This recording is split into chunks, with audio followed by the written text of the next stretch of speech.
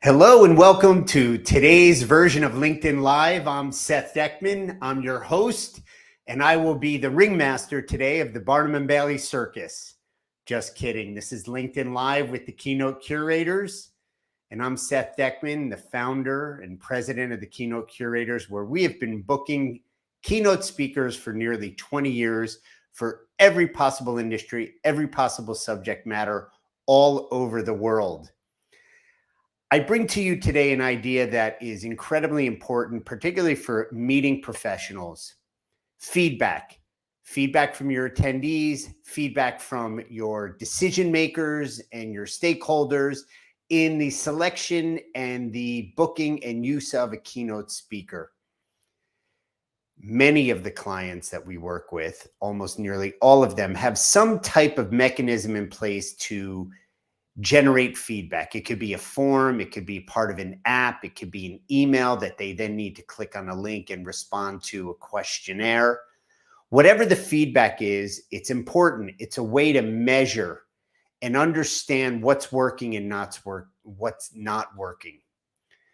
But I propose and I challenge all of these meeting planners to really take a deeper look at the questions you're asking and how you're asking them. Many of them could be leading questions, like, for example, would you see this speaker again? Was it a useful message? Those are valid and important questions. But when you get feedback, I seem to think at the minimum, it falls into two types of categories. One is the admiration category. And it's not bad, where an attendee will come up to the meeting planner or the speaker or both at some time after the speech. And it could be via email, via text, via call, or in person, if it permits. And they say, I loved your stories, and you're such an amazing presenter, and your slides were beautiful. What amazing pictures. And God, you're so your ability to connect is just so amazing. And that's great to hear. And it's important to hear, because you want somebody who's a great storyteller. You want somebody that can connect. You want somebody that your audience is pulled in by. And that's important. But I challenge you here. Where and what are you thinking about? Where's your mind located? And what are you thinking about in terms of what you want the keynote speaker's presentation, and more importantly, the message, to do?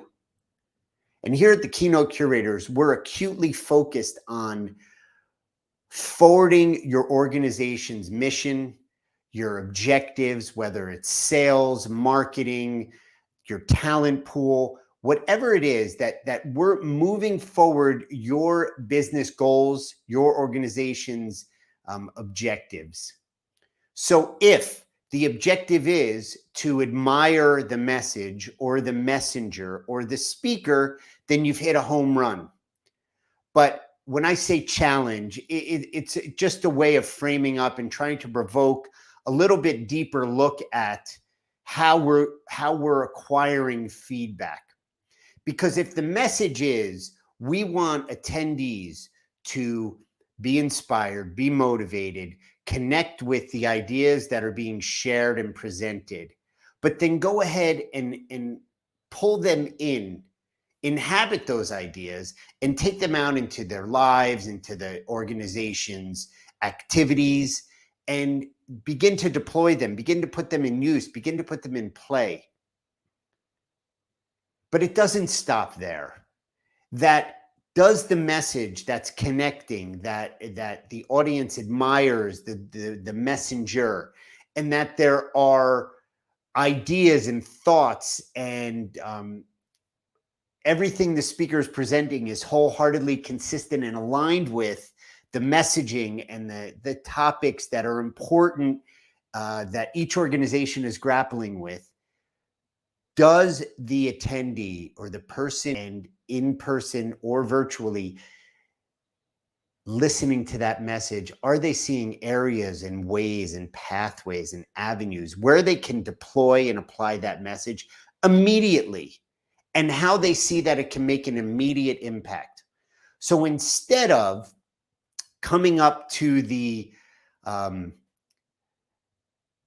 speaker or the meeting planner and making a comment about how great the presenter is and how amazing their stories are and how amazing their storytelling is, it might sound something like, hey, Mr. or Mrs. Speaker, you know, that anecdote or that story that you told about the difficult conversation that you had with a colleague or a neighbor or a family member, and how you were able to deal with the difficulty of it, but you were committed to breaking through it, and your journey along the way. That really spoke to me. And I thought about certain areas in my life and certain areas in the organization that I work with or in my family that I want to go after this speech, pick up the phone and have that call, or at least the beginning of that.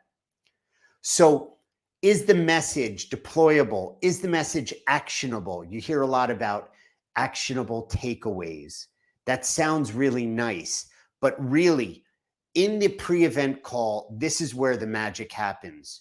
So that when you get the feedback, it's not just like great storyteller, standing ovation, highly recommended. It's more like, you know, this specific part of the message really spoke to me, and I was able to apply it in a certain realm or domain of my life. That is really a kind of a high-end ideal type of feedback, but that's what the high watermark you should be pointing for at any level of speaker, whether it's a breakout session or a main stage keynote speaker that's opening or closing your event, because that is where the value of the keynote speaker is. And the feedback is your roadmap to how to improve upon or make better what's already working, but make it work in an even more optimal level. So the questions of the evaluation or the feedback form, if you will, need to embody that rigor and request and make the ask of the attendee to really dig deep and see how they're going to be able to use it, because that's also a mechanism or a tool for them to review, relive in a positive way the speech again and rethink about some of the ideas that resonated with them.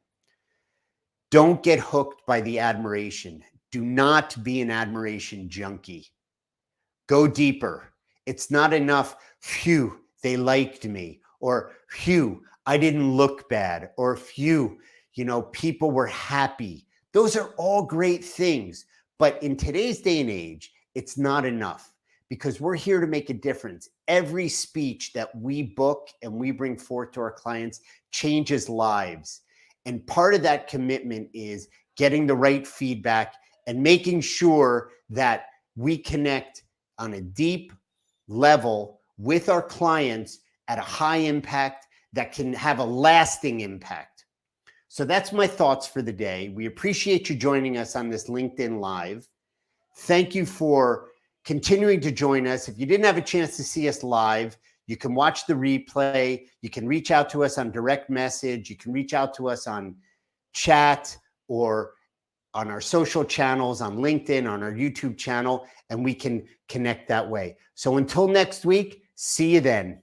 Thank you so much.